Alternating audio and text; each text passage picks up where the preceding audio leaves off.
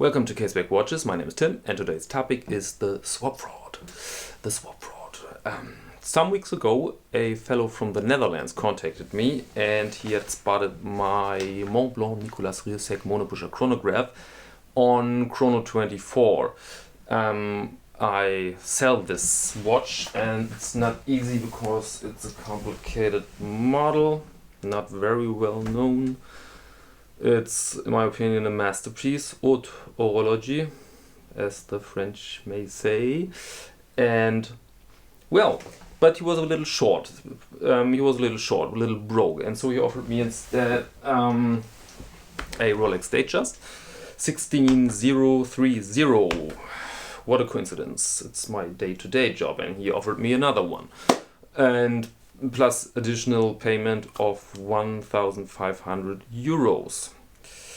And to give you some rough numbers here, let me check it. My price for the Montblanc was about 4,000 euros with an option to make an offer. So the real price of this watch is, let's say, 3.7 or 3.6 if I like the buyer pretty much. By the way, not very smart to reveal this on YouTube, but anyway, I did it. Okay, so price 4,000, and I'm very familiar with the Rolex 16030, and it's worth, with original bracelet and everything, it's worth 2.5. And with additional payment, well, there you are. There you have my 4 grand. And so I thought, oh, why not? Well, let's check it out. And I wrote back to the guy, well, I'm considering your offer, but please send me some images, which he did. Here you can see it. Nice Rolex 16030 with a steel bezel. By the way, for me, is this clearly a dress watch, so I have absolutely no problem with the size, 36mm, which is a little small for some people with larger wrists. Seems perfect, a little bit too perfect maybe, because I thought, well, selling a Rolex Datejust in this condition with a service, it's so easy like taking a breath. And so I asked myself, well, Tim, this is too good to be true. And we watch guys know if something seems too good to be true, it is too good to be true. But I was a little bit greedy, I admit. I was a little bit greedy, and I thought, well, he's offering you 4 grand here. I want 4 grand. And maybe he's maybe he's not the brightest light on our beautiful planet. And so I proceeded a little bit, and I asked him, okay, maybe we can do this, but how you wanna arrange that swap? How you wanna do it? And then he wrote me this.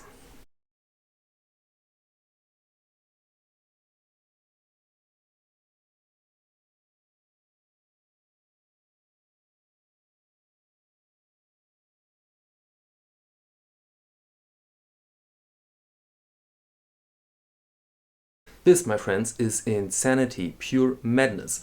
If I had accepted that offer, then I would have received an empty parcel, or his old books, or his old socks. But as I mentioned, I was a little bit greedy, and so I made some background checks. Because he had sent me that images via WhatsApp, so I had his WhatsApp account and his number and his full name, and I googled him. And I found that his Facebook profile, and the interesting fact, there was the image of the profile, and it was the same image as on the WhatsApp account. And so I guess, wow, seems pretty fair. And I found his university and his hometown, his friends and everything, and I was pretty sure that I was dealing with a real guy, or at least with a real identity, and this is a very important difference. But of course the proposal was ridiculous, was insane, and I was not longer willing to accept anything in this direction. But Still curious. I ask myself, let's make some pressure here. Let's mount some obstacles for him, and let's see how he reacts. And so I wrote back and I said, well, seems good, seems fair to me, and let's do it. But we're dealing here 4,000 euros, so I want a proper contract with you, and I want your scanned ID.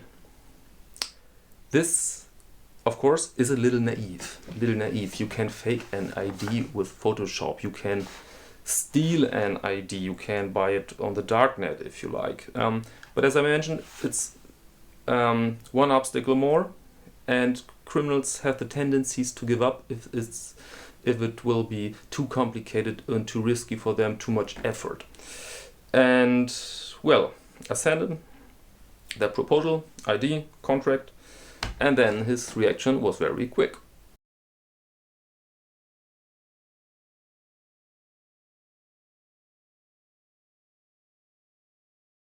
Boom! All blown up. End of the story. End of the conversation between Caseback Tim and Fred from the Netherlands. Okay, I didn't go after him. I didn't want to waste time on him, so I said, okay, let him go. But I wanted to understand his method on his side, because as I mentioned, if I had accepted that offer, then I would have received nothing or garbage in the parcel. But on his side, how he had planned to get in possession of the watch, of my watch, without revealing his real address and his real name. And I think there are two methods, in fact. One, postbox. You can rent postboxes. Often they are in the middle of nowhere. You can make an online account. You can buy fake accounts on the darknet. You can hack yourself if you're able to do this. You can hack yourself into some account. It's a huge problem here in Germany. Postboxes are in heavy use for smuggling drugs or weapons. Huge problem. Second, a abandoned building. Imagine an abandoned office or a shop, and imagine a criminal. He wants to ship the watch with, let's say, DPD. DPD uses a very advanced tracking. They uses a GPS tracker, so you can see the postcard on a map. And so a criminal can wait until the postcard is nearby. Then he can go to the abandoned building. He can break in. He can put his name on the door.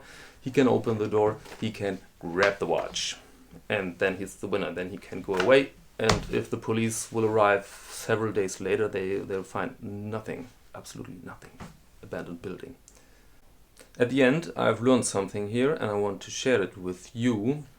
First, forget swaps with strangers. It's impossible. It's near to impossible to organize a secure and safe way to do this swap.